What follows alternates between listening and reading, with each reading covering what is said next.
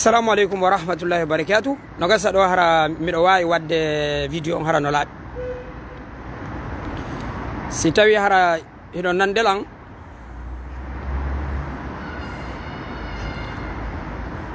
do lando sido e jam ono e be ngura nden. Ya Allah moƴƴina en kadi haajuji men din oytana en sattendeji dillagine o wanana en de leydi ɓuttu e leydi nundal. Noga sara ɗo hino laaɓi seeɗa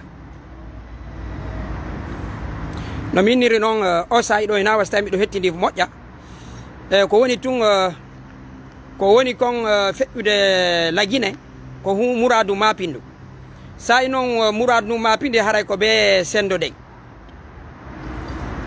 komi faala en yewtude ɗo ko jabagol yoga e lande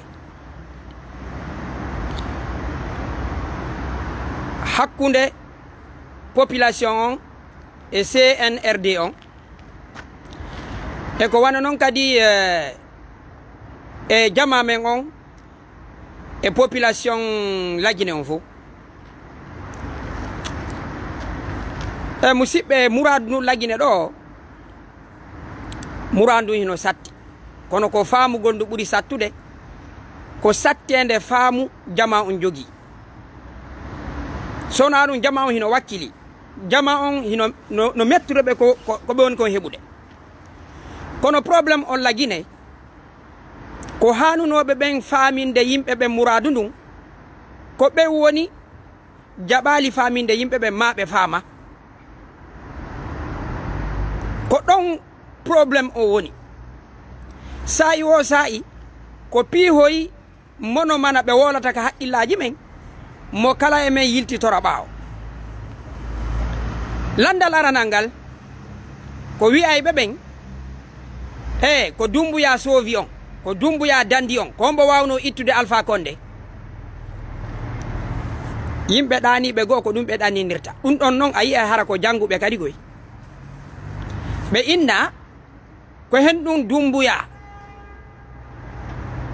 ko hen ɗum wawɗon wodande Dumbuya ko siko on ko gorko hombo wawno ittude Alpha Condé ɓen ɗon ko hen ɗum mi jabotoɓe musidɓe ƴetten joni Dumbuya ko o sauveur ko kanko dandi leydi ndi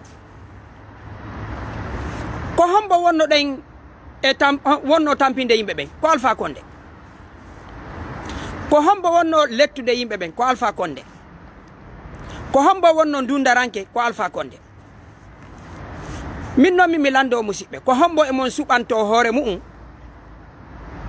yo iwu e doolowo yaha kadi e doolowo nafa haray ko on tigi ko libéru ma kon mi anda son fami landal anga si tawi goɗɗo no lorrudema goɗɗo no soñjudema si goɗɗo ari fuutinima on ɗon ko ya jaɓu arɗo heso on kadi ko lorra e ma kon mi innaligoye Dumbuya no lorrude na ɗum mi wi ko mi wi si goɗɗo jattinima wonɗo ma piyude ma faalaɗo ma warde kanko jattin ɗon himo hanuma piyugol himo hanuma wargol ɓa o jattinima oya goɗɗo ko sortoto e ley dundaranke hina fi sorugol e ley dundaranke ɗum ɗo yo jama waɗu ɗum ka salaji mu'um si Dumbuya fuutini yimɓe ɓen e juuɗe Alpha Condé lettowo on lorrowo on ɗum ɗo yona kankadi yo wonu lorrowo e lettowo goɗɗo iwata e maccungako o yaha kadi fi maccinɗinede ɗum ko angal hakkilno ko hen ɗum mi faala wi'ude Dumbuya si tawi ko o sauveur no wi'ira noon ko libérateur ko liberté o jonnata yimɓe ɓen si tawi o wayi wa Alpha Condé combatugol mo ko obligatoire si yimɓe marɓe hakkil min mi haɓa Alpha Condé ɓa ko Alpha Condé goy ɓa ma ko o maninka ko ɓa himo lorrude si sifa Alpha Condé ari lorrowo mi dartotomo ɗum ɗon koye yimɓe ɓe faamu ɗum en dartaki Alpha Condé fi jaɓugol goɗɗo go'o wawɗo wa Alpha Condé si ari ɗum yo jama on ittu ɗum ko yimɓe nayi wowlante sifa ɗin haalaji ko hombo wawuno dartagol alpha ko honno konde ittugol mo ɗimmum ɗum Dumbuya e sifa makko ko hende tuma ɓe darti alpha konde ko e nder lewru ma lebbi ɗiɗi jama on no darodi alpha konde gibi 2010 gibi élection ji ɗin ha 2021 iɗo wawira wiɗo ko ɓayi mo jogui finkari o wari o ittimo nden ñande yetoto ɗo yimɓe ɓen har ɓe jokka goɗɗum Dumbuya ka tawi ɗon alpha konde ko mbarodi fiɗandi fellandi ko mbarodi fellandi woni dasade Dumbuya ari hirsi awa teddine haqqillaji yimɓe ɓe goto hinayo jaɓu iwgol e maccugaku o sora kadi e ley maccugaku ɗum ko angal hakkil population men onon ko yimɓe ɗaniɓe yimɓe men ɓen ko yimɓe ɗanninaɓe ɗimmum ɗum amen mino to tum ɓe yetuma hina enen tu wona piyeede e ndi leydi hina enen tu warana musidɓe si kawtal ma wujjama goɗɗo ari wujjima a yii wujjuɗo ma on a jattinta ɓa kawtal ma ngal no wujja an hiɗa mari feere hettugol ko wujjaɗa kon ko ya innu no joni fof mo kala no wujjade sar nden nagoye musidɓe amen mino tutullagine hina enen tu wona lorrede si tawi hiɗa e saare mo kala no lorrede an hiɗa wawi yottagol ma hiɗa wawi accingol ko ya walo ɗanoɗa negoy musidɓe min mi lando on ɓe darotoɓe inna hina enen tu wona lorrede lagine hina enen tu wona waranede ko raison an ya accu wargo gon continue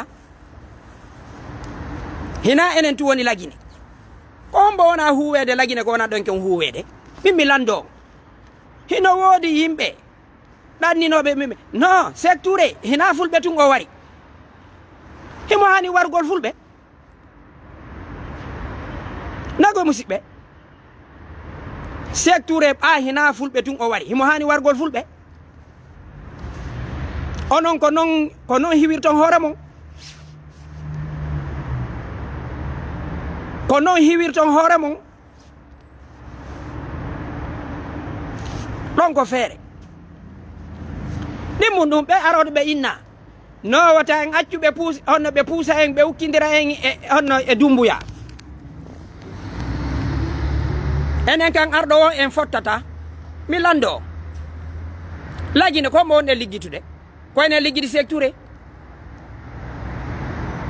koyne liggiti Konte koyne liggiti Dadis koyne liggiti Konate ko wondema wota en pirude e goɗɗo ko arɗo o ko en accu o waɗa ko o faala kon min komi toroto on Dumbuya min hinami contre makko few himinami contre luttuɓe ɓe kono si o eɓɓi o huway ko luttuɓen eɓɓi kon koyo jama on dartomo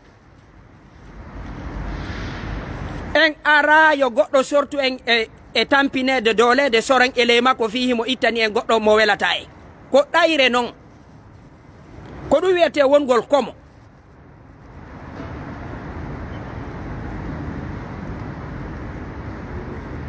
on famude ko ɗum wiyete komo si Dumbuya ko ari ɓa Dumbuya ƴetti laamu ngu konto o yarno hina bambe to hanno o yara sigiri ma kankan hanno o yara matoto ko arɗo o ko o waɗa en ƴaggal si o ƴawi o hela daɗe men ɗen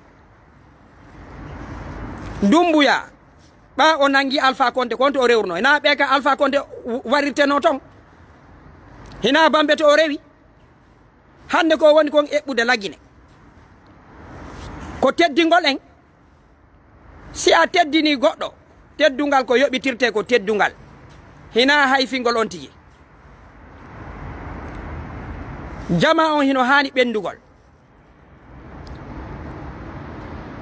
komi innata ɗo Alaji Sellu komi innata jama luttuɓe ɓen wota ɓe jooɗodi e Dumbuya o huwa ko o faala ha wa'awa Sékou Ba. Miɗo andi nini hino satti wowlugol ngol. Si Alaji Sellu faami Dumbuya o eɓɓa waɗugol élection, wota ɓe waɗuɗo nuru nere ha inna ɗon bagi toto o ƴette laamu ngon o jonnita. Si ɓe tawi ɓe faami o eɓɓa ko laaɓi, si ɓe wawata wolde, yoɓe yeeto ɗimmoɓe maɓɓe ɓen, wonɓe ɓe ley yoɓen ɗo wowla yimɓe ɓen. Jooɗagol ɗo ne ano Dumbuya wa'aywa ko jama on ne ani kon Sékou Ba. Jooɗagol ɗo ne ano Dumbuya wa'ay wako jama on ne anino kon Sékou Ba. Musidɓe seede e haqqillaji jooɗagol sabbo goɗɗo ha yi'a ko o waɗata. No woodi piiji gon ton kaka nder wofonde warata cofunku. On faamude ndin leydi on seede e wi'ede hiɗon okkora ga kaari no moƴƴi e mon. Goɗɗo okkartama e nder geɓal ma, goɗɗo hana okkorgol ma ka nder geɓal ma. Dumbuya ko officiejo hari na o fus o ari o kutige laamu ngu o jooɗike. On faamude awa jama on si tawi dundaranke nogay o ari lagine wota o hulu dartagol ɓe fop so tawina nudduɓe o moƴƴaki e mo on ko yimɓe jelo waali Bambe to nagoy ko yimɓe jelo wonno ka kasoji, ko yimɓe jelo sasinano. Joni ko ɓaawo hendike laamu ngu ko kanko tu woni gorko lagine. Teddine haqqillaji mon ɗin. Si Dumbuya woni dundaranke dartemo, ko ɗum dartani ɗen on Alpha Condé, ko ɗum jama on dartani Dadis, wota on jooɗo ɗon hulon ha goɗɗo bonna haaju mo fi innugol non c'est vous les Peuls qui ne sont pas qui sont contre Dumbuya ou bien Dadis. S'il y a eu des dictateurs en Guinée, ne regardez pas leur couleur, leur ethnie, il faut les combattre. Dumbuya, il est là pour la liberté des gens. Dumbuya est là pour les droits humains. Dumbuya est là pour conduire la Guinée vers une transition apaisée, vers la restauration de la démocratie. Si Dumbuya se transforme en un dictateur, combattons-le comme nous avons fait contre Alpha Condé. Nous ne sommes pas là à l'appeler libérateur de la Guinée. La libération de la Guinée sera le jour où la démocratie règne en Guinée. Donc la culte aux personnalités, nous sommes contre ça. Dumbuya, s'il a un projet caché, le peuple doit se lever. Moi, je n'ai rien contre Dumbuya. Mais moi, je suis contre. Je suis contre au culte de la personnalité. Monsieur Dumbuya, comment il peut changer le nom de l'aéroport sans consulter les autres, s'il n'avait pas un agenda caché? Tout ce qu'il fait, il consulte. Awa musidɓe tedduɓe jeye hakkillaji mon ɗin. Moi, je ne peux pas combattre un dictateur pour tomber dans les mains d'un autre dictateur. Ça, si c'est ce que vous appelez la haine, donc j'ai cette haine. Moi, je n'ai pas combattu la personnalité de l'Alpha Condé. C'est sa manière de gouverner que j'ai combattu. Donc, un autre Alpha Condé vient à la force au nom d'un Dumbuya, vous me trouvez encore manifester. On n'est pas là à obéir et à se soumettre sous Dumbuya. Il va nous organiser ici une transition comme à la Sékou Ba. Ça, les gens doivent être conscients de ça. L'IFDG et les autres partis, prenez vos dispositions. Dumbuya, démocrate, nous allons le supporter, nous allons le soutenir, nous allons l'accompagner. Mais Doumbouya le roi, Doumbouya le dictateur, nous allons le combattre. Je n'ai rien contre M. Doumbouya.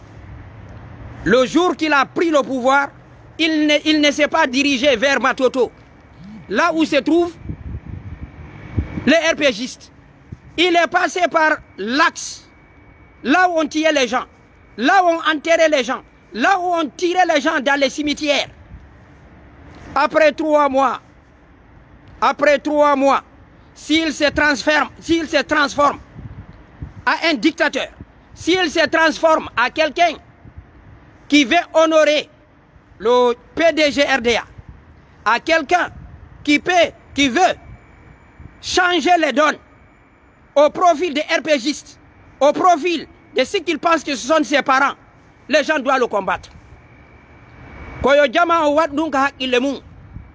Nous ne sommes pas prêts pour être libérés dans les mains d'un dictateur pour tomber dans un autre, soit disant que c'est un libérateur qui pouvait faire quitter Alpha Condé. Les gens ont combattu Alpha Condé plus de 10 ans. Doumbouya a servi Alpha Condé. Il a changé son avis quelques mois ou bien quelques jours. Il a pris le pouvoir. Donc, sa prise de pouvoir doit servir toute la nation. Sa prise de pouvoir doit servir la démocratie. Sa prise de pouvoir doit servir l'unité nationale, doit servir le droit de l'homme. S'il ne prend pas cette route, nous allons être contre lui. Parce que nous, on n'a pas combattu Alpha Condé, la personne. Nous avons combattu Alpha Condé, le dictateur. L'Alpha Condé qui refusait l'unité nationale. Donc, M. Doumbouya aussi, nous sommes ses accompagnateurs. On peut l'accompagner dans le sens du droit.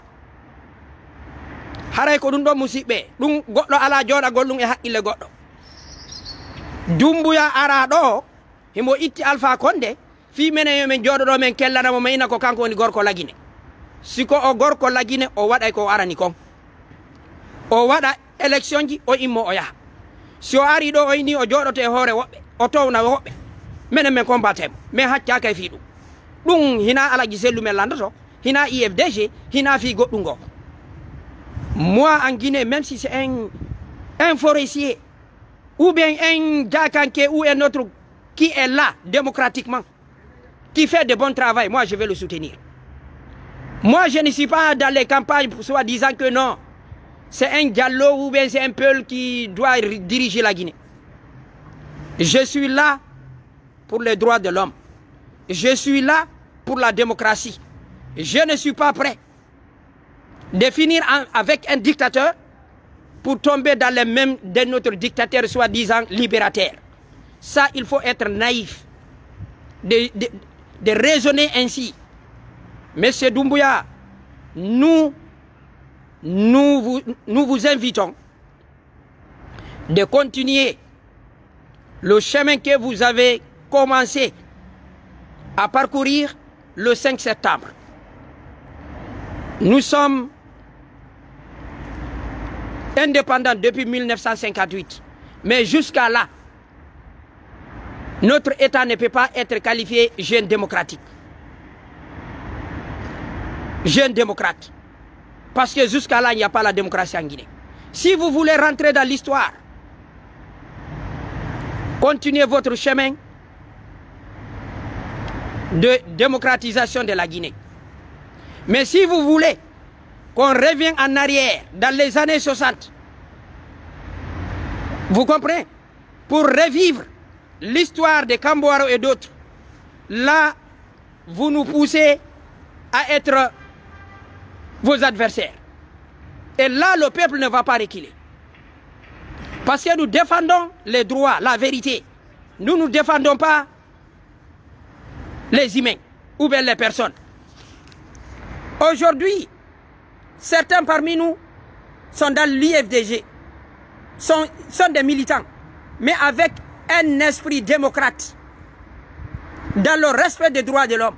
Moi, Je soutiens M. Cellou Dalein Diallo.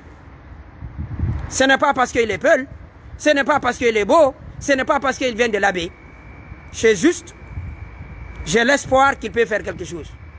Le jour qu'il va accéder au pouvoir, il commence à maltraiter une partie des Guinéens ou bien d'autres ethnies. Moi, je vais être devant lui. Je serai l'un des premiers qui vont manifester contre lui. Donc, ce n'est pas le problème de l'ethnie qui nous pousse. Ce n'est pas le régionalisme. Nous sommes pour une Guinée démocrate, une Guinée unie, une Guinée prospère pour tous les Guinéens et Guinéennes dans le respect. Donc c'est ça, ce sont des principes qui ne seront pas à négocier. Donc je souhaite, Monsieur le Président, moi je n'ai jamais appelé Alpha Condé président, hein, ni en écriture, ni en langage. Je n'ai jamais prononcé le mot président pour Alpha Condé. Monsieur Doumbouya, moi je vous appelle Monsieur le Président. C'est juste parce que je crois que vous avez des projets pour la Guinée. Et j'ai prié Dieu qu'il vous conduise à conduire notre pays vers la paix et vers la démocratie et vers l'unité nationale. C'est moi, Alpha Amadou Bouria Diallo. Je vous salue, chers abonnés. Je vous dis assalamu alaikum wa rahmatullahi wa barakatuh. Vive la démocratie, vive la Guinée, vive l'unité nationale. Wassalamu alaikum. On diara ma musibe.